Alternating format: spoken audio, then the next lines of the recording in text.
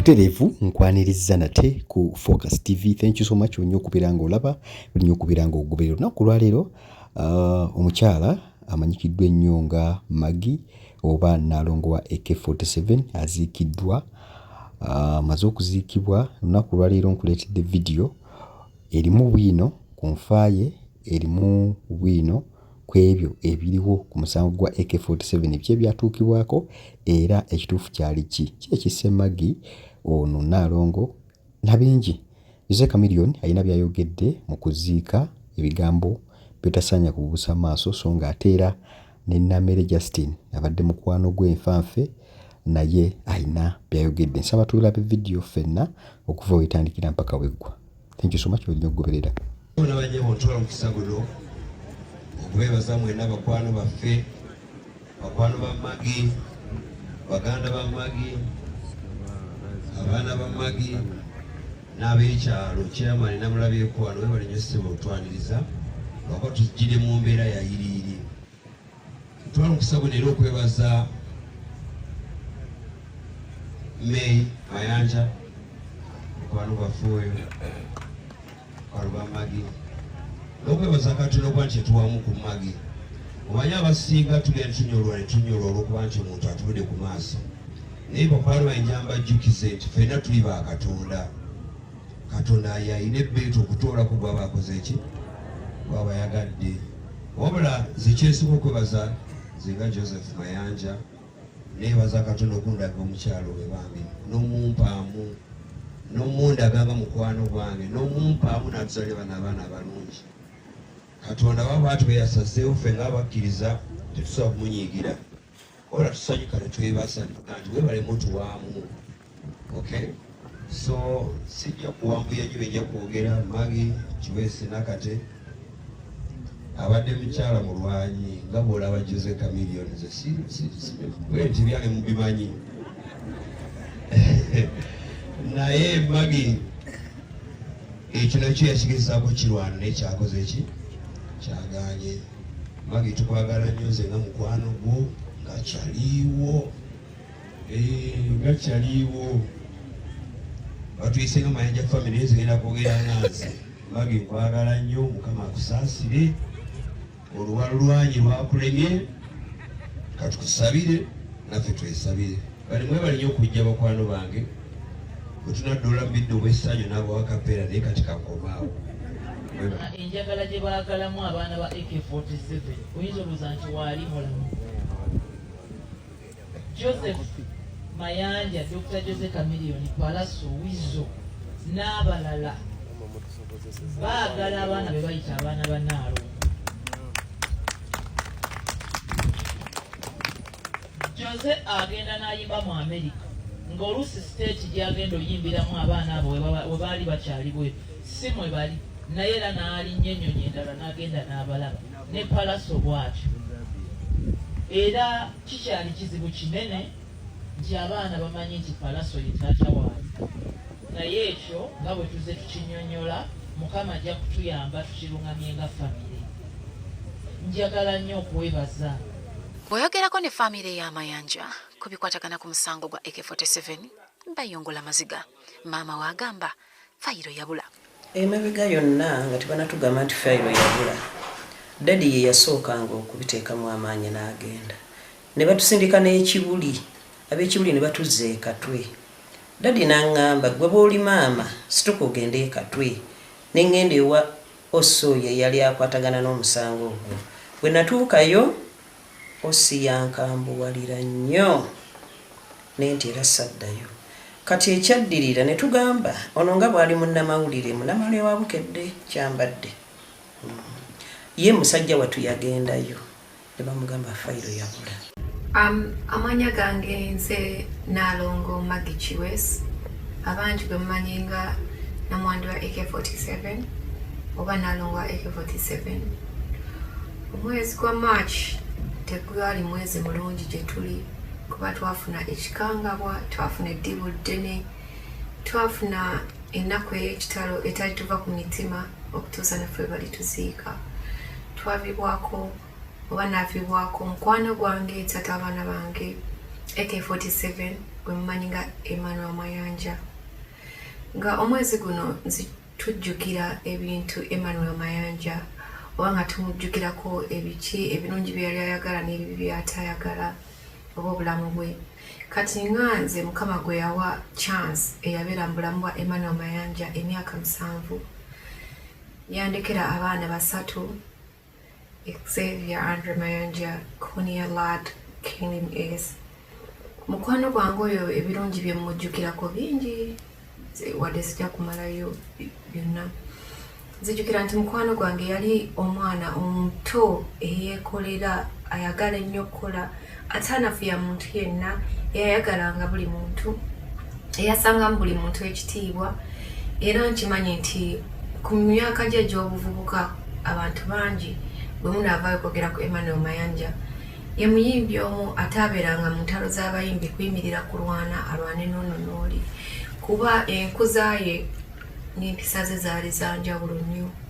Emmanuel Mayanja ebintu bingi byali tayagala mu bulamu bwe okugeza nga okuexposinga family ye oba okwogera ekikyamu ku family ye era yaprotectinganga nnyo family ye.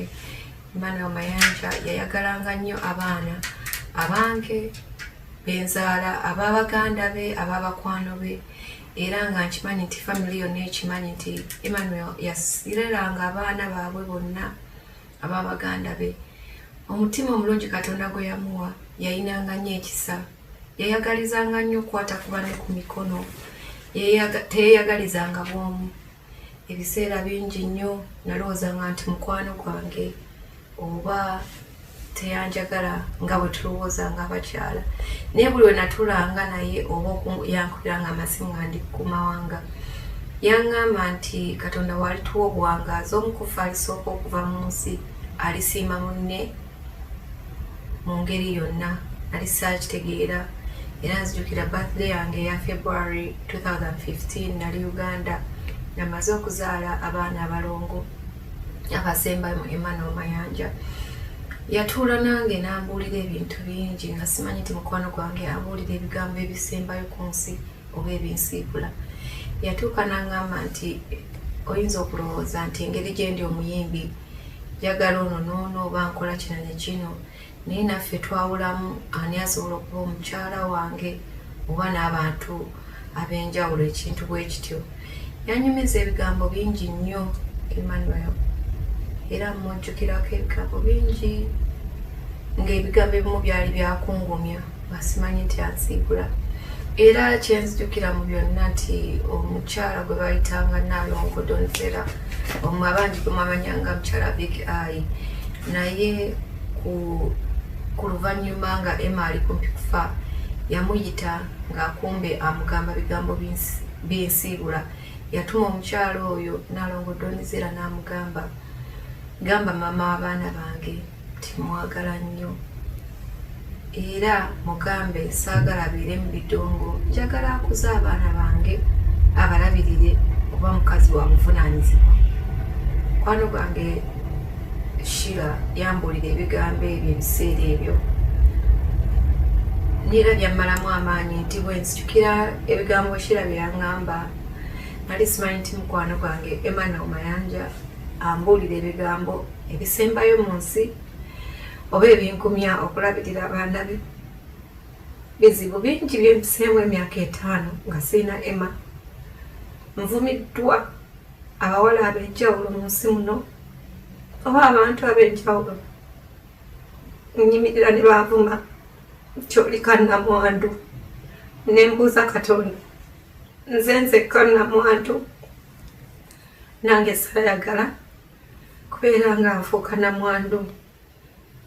Ne bavuma abaagala ne bavuma n'abaana naye wentuula nensiriikirira nga nkumira ku baana ba mukwano gwange kuba olunaku lwe yava mu bulamu bw'ensi eno namusuubiza nti nja kulabirira abaana be era mbakuze ngezezaako ng'omuwala omuto ku myaka gyange moving on ng'abawala abalala oba abantu abalala oba nti nfune omwami taata anaadda mu bigere bya Emmanuel oba taata w'abaana oba ekizibu kiri ku nze nti nfuna bantu batali batuufu oba nze ŋŋaanya okumuvinga on naye ebigambo era abantu bye babeera abaami abo abawala be babeera nabo nga bakyala baabo oba bagirlfriend banga nabo abakwani biba bigambo bya njawulo era omuwala n'ayimirira n'akuvuma nti oli kannamwandu.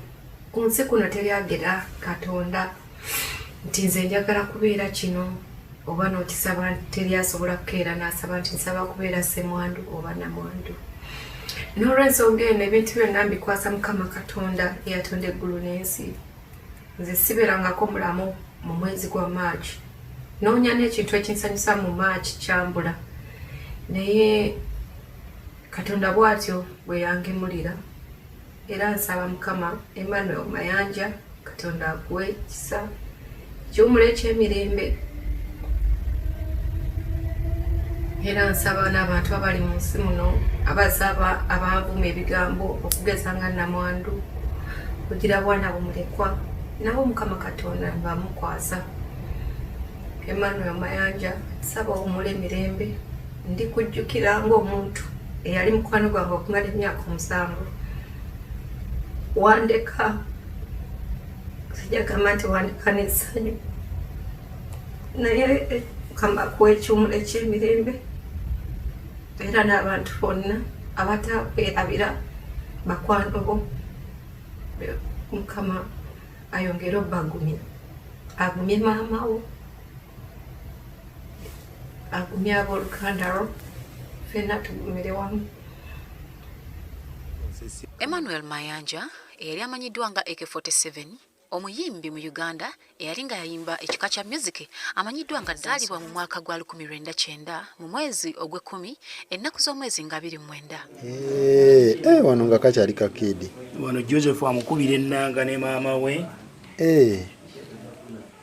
AK47 nga bwe yali ayitibwa yazaalibwa omwami n'omukyala Mayanja Gerard ababeera Seguku essaawa eno wadde nga batandikira obulamu bwabwe mu Kawempe e Kampala.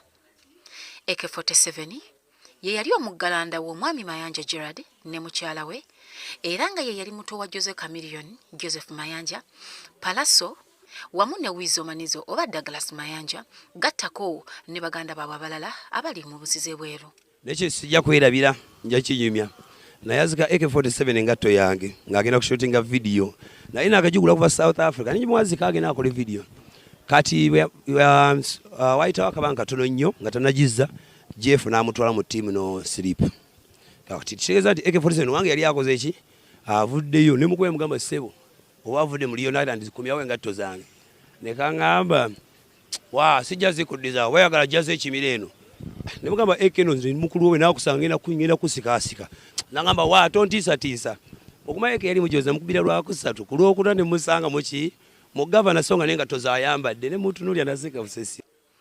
AK47 ono yasomera mu masomero ag'enjawulo ng'era mugano mwalimu Kisubi High School. Ate wano ngali Namiryango Junior. Olwamala elevo yatandika okuproducinga ennyimba era bw'atyo yeekanga yenyigidde mu by'okuyimba ng'ali mu gurupu ya mukulu we Jose Chameleone oba gwaliise Joseph Mayanja eyali amanyiddwa nga Leon Island. AK47 yatandika okutabaala amawanga ne muganda we era yagawana stage ez'enjawulo ng'ali ne muganda we ng'apafominga oluyimba olwo. Kano nno akayimba kayamba AK47 obutaddirira mabega bw'atyo yafulumya oluyimba Mbeera yansi Kidandali Kaleeba Musajja wattu ng'ali n'omuyimbi gwe bayita King Saha Champion AK era yafulumya n'oluyimba Tugonjole ensonga ali n'omwana mulenzi ayitibwa Tony Skelton nga naye yali muyimbi mu Leon Island. Luno n'oluyimba lugambibwa AK yaluyimba oluvannyuma lw'okulwanagana kw'abaganda be ng'awulira ku mususseeko ng'ate ye ng'omuto talina kyakubakolera. Omuyimbi AK47 oluvannyuma lw'okutufuna ettutumu erinnya mpozzi n'ensimbi bw'atyo n'abakyala batandika okumweyunira. Ono nno yafuna abakyala ab'enjawulo era nga yazaala n'abaana ab'enjawulo mu bakyala ab'enjawulo wadde nga mu bakyala bano eyasinga okumanyibwa yali Maggie. Emmanuel Mayanja yayagalanga nnyo abaana abange benzaala ab'abaganda be ab'abakwano be era nga nkimanyi nti family yonna ekimanyi nti Emmanuel yasireranga abaana baabwe bonna ab'abaganda be. Omutima omulungi Katonda gwe yamuwa yayinanga nnyo ekisa. Yayagalizanga nnyo okukwata ku banne ku mikono. Teyeyagalizanga bwomu. Omuyimbi AK47 yaleka abaana bana bano nga kuliko Savia Mayanja, Kanan Ice Mayanja Waswa, Conrad Mayanja Nakato, era mpozi nga kuliko n'omulala gomanyiddwa nga Malaika Mayanja. Kati omwana oyo omulala ali mu Australia. Era Emma teyamulabako. Ne bwe tumala okuziika wayitawo nga weeks ne wabaawo yali amanyi omwana oyo najja n'atwanjulira nti yali mukwano gwa Eke muvubuka bamuyita Ben. Yali munonye nnyo wa Eke. N'atugamba alinayo omwana omulala gwe mutamanyi. By then yali atambulira wamu n'abalongo, yali mu myezi ndowooza esatu egyo. Era nga maama wa AK47 agamba abaana ba Eke bonna bafaanaganira ddala wadde nga bava mu bakyala banjawulo. Abaana be waffe tebabula, tebeetagana DNA. Era gwali eyo bw'oba osuubira nti ojja kujja opange ekintu kyo teweetawaanya. Beno tebeetaga DNA. AK47 nga tannafa yali atandise okuzimba enju ye era we yafiira yali ebulako kuggala kuba plasta mpozi n'obuntu obutonotono kye waliise finishing. Kibi nnyo nti okufa kwa AK47 kulimu amatankane kubanga buli muntu akuwa emboozi ye. Abalala bagamba AK47 yakubwa bukubwa naye nga AK47 abamumanyi obulungi mujjukira nti teyali muntu wa ntalo. Oluyimba lwa AK47 lwe yasembayo kola ndi mulokole mu luno nno Eke yalinga atulaamira oba atusiibula. Kino kyatuukirira ddala ng'okutya kwa bannayuganda bwe baali bakufunye nga buli omu yeebuuza kikiri komanda ate akimye ekimukkanisa. Twagendako on tour ne Eke eggulu. And I remember we were at the same hotel. Yali muntu mulungi nnyo twakomawo naffe now on that tour and touringa naye Netherlands as well. So yali muntu mwangu nnyo wa kudiringa naye. Yalinamu ekyejo obviously as the last born of the family. Everybody baganda we nga bamulabirira nnyo so yali yakimanyiira. But he was a young man ngali kuyingira stage ey'okufuuka omusajja. Zaali ssaawa nga 2 ez'ekiro AK47 yagenda ku bbaala emu gye bayita Dijavo era ng'eno esangibwa Kabalagala. Yali emanyikiddwa bulungi nnyo nga nannyini waayo ye Jeff Chiwa. Yaliwo ne banne mpaka ku ssaawa nga 4 ez'ekiro. Sikulwisa eyo oluvannyuma AK47 bamusanga mutoyi ng'agalamidde mu kitaba ky'omusaayi. Era wano ne batugamba nti Kanyama ye yamukuba. Abalala bagamba ye yamusindika. Bw'atyo yaddusibwa ensambya okulaba nga bataasa ku bulamu naye kyannako we baamutusiza ng'amaze okukirira ekaganga. Ate ne wabawo akayimba ka mukulu we Dr. Jose Chameleon akayagala okukwatagana n'emboozi y'abantu oba okusonga ennwe kw'abantu akagamba tubasonyiwe tubamulekere Mukama waffe alamuza kiso. Mu bantu ab'enjawulo abajjukira AK47 mulimu abayimbi, abamawulire, ba producers, abawagizi n'abantu ababulijjo nga bazadde be. Yali ayagala nnyo mukulu we nnyo ng'amanyi nti walina okukola ki walina okuyita n'ekirala Eke yajagala nnyo kye bayita kanguyite mulimu yayagala nnyo music. Twakwanako ba girlfriend nga ba Luganda omanyi twabera ku campus nalina dread ate nga naye mu rasta kati bu girlfriend obwo obuzungu bali bwagala nnyo ndowooza abarasi bikiwe bityo so kati twesangako lumu mu bbaala ku Bubbles nga nina akazungu kendi mu kufata ate nga naye ali awo afata kaganda ke so yali coincidence but rest in peace soldier footsteps zasigalawo till we meet again. Nga Eke akyeyita Hamilton tunasooka mu meetingira twakola recording olimbolo yakola mu verse tangi naina mu verse project inasooka omulako ng'ayimba. AK47 namusanga baloni Banton ku studio eri agenda okukola oluyimba lwe lwa champion ne bamaliriza oddukola ne bampita ne bangamba Melody jangu backing oluyimba luno ne bambi nange nalinga mu fear kati okuva olwo nentandika okusinkana Eke ne Bakabalasi nga ngamba ne Melody lwaki tewakola bwoti ne bwoti ne mugamba munayo manyi I wanted a word from you. AK47 yagenda okufa omwoyo gwe bambi Mukama Katonda agumuze mirembe nga tulina plans ez'okola ki music ahead of me and him. Yo muyimbi yasooka gwe nasooka osulako naye nangamba oli muganda wange tusire wano ku buliri wano tukyeyiya. Kizibu nnyo okusanga omuyimbi akola ekintu ng'ekyo. Kitegeeza nti ogwo mutima sigulabanko kabe ne bakyali baffe bonna betusanga. Nga takumanyi kwanza yita mmanyi ne musangawo ne mubongako nandaga nti muntu mulungi wa mutima mulungi. 47 nze nganze yali ampanyo respecting omuntu ekyo nkimujjukirako nnyo. Ebirala si byamaanyi ne talent yalina talent nga nnungi. Yali mwana wanjawulo naye nga ekisinga obukulu yalina empisa nze nga ate ampanyo respect. Bwe twatusinkana mu kuseeka ku mulyango nankoona. Bwe yankoona ne mugani mwana gw'onkoonye n'akyuka. Naye nga si musanyufu ku feesi agenda okutula ng'alaba mami. N'agamba mami munnange kanfukamire. Yafukamira. Wallahi yafukamira nga n'abantu bonna bali mu layini. N'afukamira n'anneetondera ne mugamba nti lwaki ofukamidde n'agamba bwe bankuza. Bw'oyogerako ne famire y'Amayanja ku bikwatagana ku musango gwa AK47 bayongola maziga. Maama wagamba fayiro yabula. Emabega yonna nga tebanatugamba nti fayiro yabula. Daddy ye yasookanga okubiteekamu amaanyi n'agenda. Ne batusindika n'ekibuli. Ab'ekibuli ne batuzza ekatwe. Daddy n'aŋŋamba gwe bw'oli maama situka ogende ekatwe. Ne ŋŋenda ewa Osso ye yali akwatagana n'omusango ogwo. Bwe natuukayo Ossi yankambuwalira nnyo ne nti era saddayo. Kati ekyaddirira ne tugamba ono nga bw'ali munnamawulire wa Bukedde kyambadde. Ye musajja watu yagendayo ne bamugamba fayiro yabula. Bw'otuuka ku poliisi buli omu akugamba bibye bimwongera bulumi bimujjukiza nako. Era bw'atyo AK47 ne yegatta ku lukalala lw'abayimbi abazze bafa ebitakwatagana ng'era fayiro zaabwe tezitunulwangamu tezikolebwangako wabula ziri awo matankane okunoonyereza nga kwafuuka kubuzaabuza. Wumula mirembe AK47 tukusabira Mungu akusaasire ebyakusobako, akusaasire oyingire eggulu, akusonyiwe byonna bambi, era nitwongera n'okugumya famire ya AK47.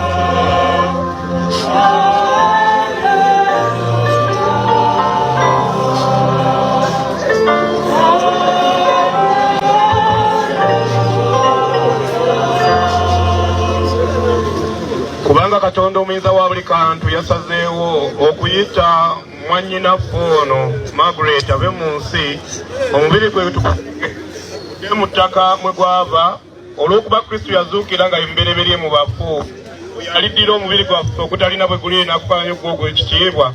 Mwannyinaffe ono Margaret tumukwase Omukama amutuuse mu mirembe gye omubiri gwe aguzuukize ku lunaku olw'oluvannyuma. Kitaffe ali mu ggulu.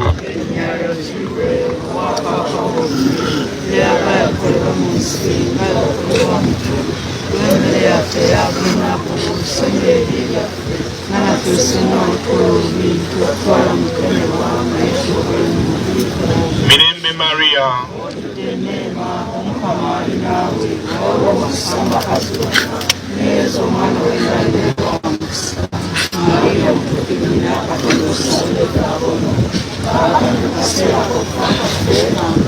Ekitiibwa kibe kya Patri.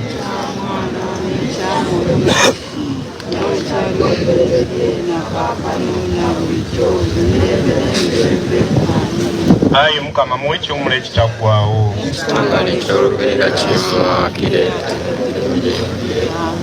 Ayi Mukama muwe ekiwumula ekitaggwaawo.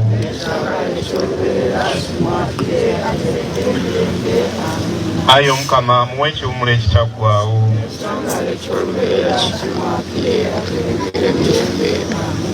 Mu mikono gyo ayi Mukama mwetale omwoyo gwange.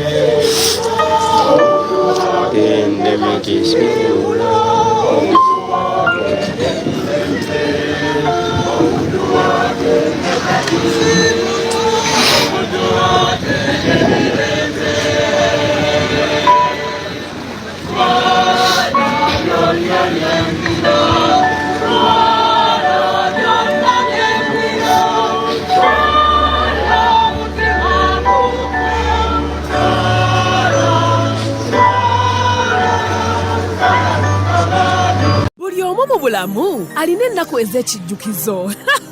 Kati nno Focus TV yange bazza okufuula ennaku zo ez'ebyafaayo bakwata vidiyo n'okkuba ebifaananyi ku mikolo gamba ng'okwanjula embaga graduations okukyala bano nno tebakoma okwo aba focus group yange bakuguka mu kutimba bakola keeki wamu ne juice omuwoomu nga kuno bagattako okukola graphics ne branding ow'ekitongole kampuni oba bizinensi yo era basange ku kitebe kyabwe ekikulu e Kampala ku Jesco Plaza oba basange ku ofisi zaabwe awo ku Focus House mu Tuba ne ku ofisi zaabwe empya ekiboga mu Town Council ku 2nd Street okuliraana Smarton Hotel. Ebisingawo bakubire ku simu zaabwe 0757 133 162 oba 0789 020 gwaliko Facebook ne Instagram kebera Focus Group yange ate ku YouTube beba Focus TV yange ya kusubscribinga ku Focus TV yange